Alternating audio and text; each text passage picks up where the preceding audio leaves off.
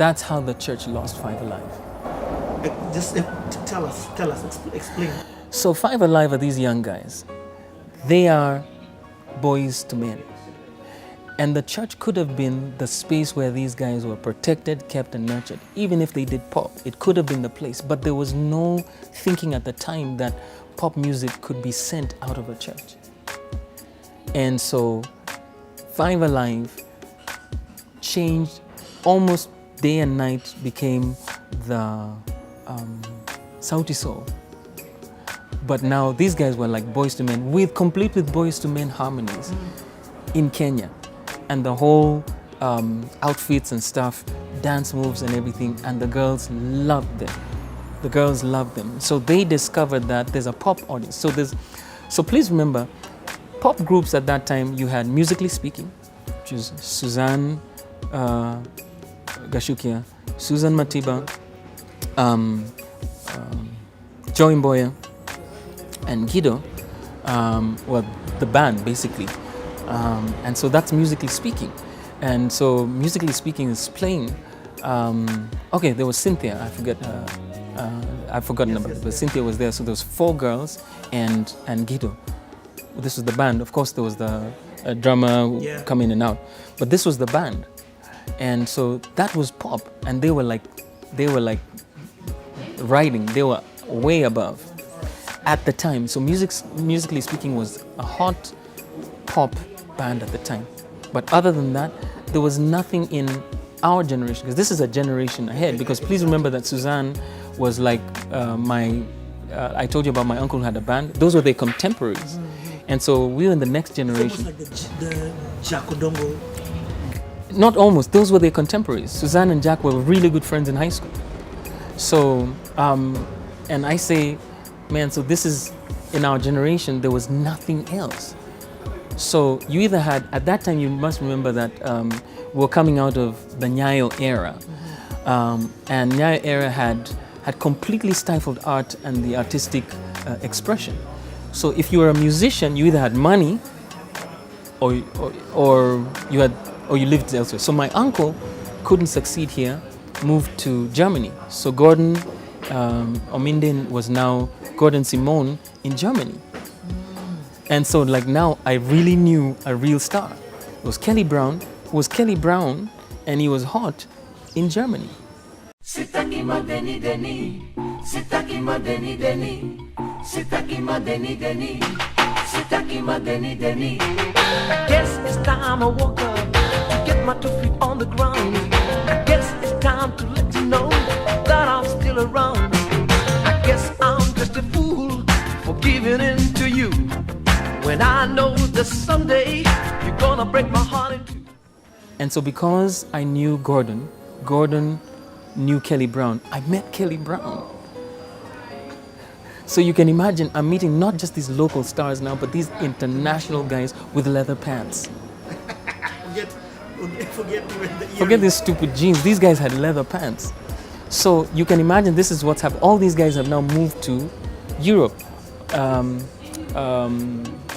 Fadili William had moved to the US. So because there was nothing, there was only maybe Daudi Kabaka of that old school who was here.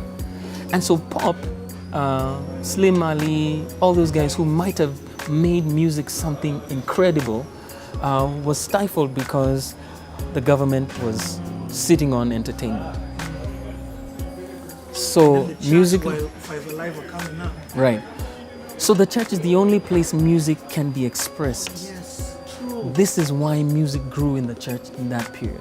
Man, you've explained it so well. I've not looked at it from the perception of the government playing a role. Gabriel Omondi, producer par excellence, he is a church kid. All these guys were church kids. They grew up in the church, including Chris Adwar. These guys, all of them grew up in the church. Tim Rimbui, because the church was the only place where there were musical instruments. The church, if you didn't go to a school that had musical instruments, then the only other place that... And then also the government felt that the message was in line. If you're not singing Tawala, Kenya, and Nyayoism, or church songs, so the only place you could actually find free expression was in the church. So that's where we grew up learning about music. So now enter New Edition. Limit X. Oh, Limit X, sorry. Yeah. So Limit X spurred Hart. Hart spurs Five Alive. Five Alive decide, you know what, you guys are representing in the gospel music scene. We're going to do a couple of love songs. They did a couple of love songs, and it now went on a roll. It went on a roll, and they just became a monster. So Five Alive became a monster. Please remember that this is personal distribution. They're the only group I knew who had a manager. They're the only group I knew who had, these guys who had a producer and an entire team that was dedicated to seeing them succeed. And so Hart was there, and we were broke because we were gospel musicians. The church didn't want to do, and I don't mean one particular church. It was a mindset. Yeah. And I don't blame the church. To be honest, being a pastor now, I understand the church, if you see something you don't understand, you protect your congregations. So Hart is going around the country, and suddenly Fellowship of Christian Unions decided these guys wear braids, they wear earrings, they dance, their music is too hectic. Nope, they can't be from God. So they wrote a circular letter. The head of the Fellowship of Christian Unions wrote a circular letter to all the schools that they were in charge of. If you see these guys, they are devil worshippers. Don't let them into your church. What? So we will be proscribed. We had challenges at our home church now. So we've been called to the elders committees, and what are you guys doing? What are you saying? I remember going to one particular elders committee, and they called all of us and sat us down and said, okay, what are you saying?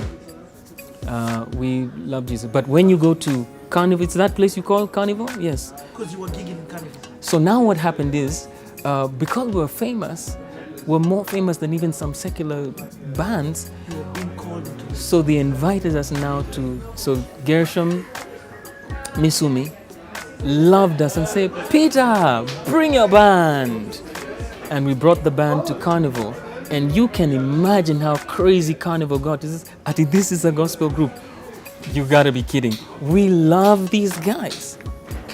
We went to the Hard Rock Cafe. We love these guys. So all secular venues as well as Christian venues loved us. But the church was getting jittery.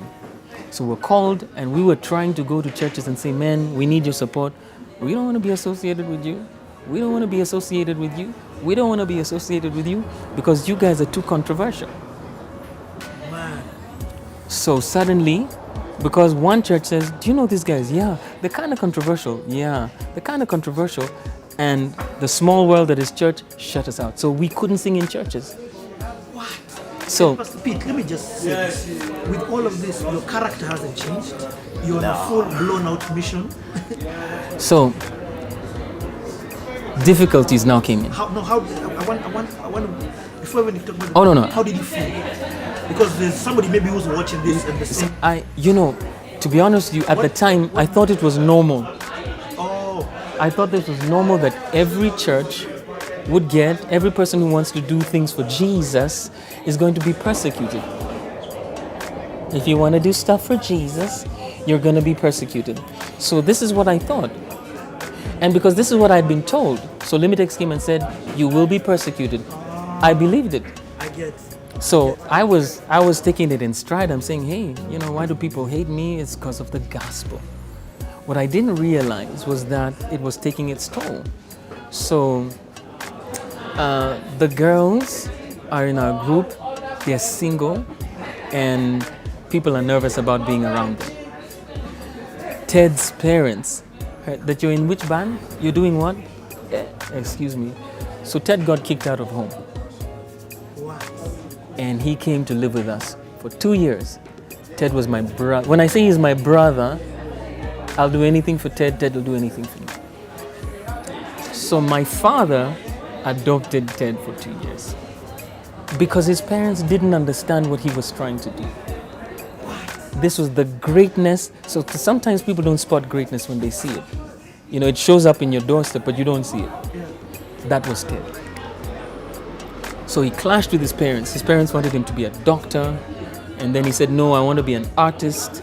And they said, okay, do art. Then he said, no, I don't want to do art. I want to do music now. And they said, you are not gonna do music in my house. So he got kicked out and came and stayed with us.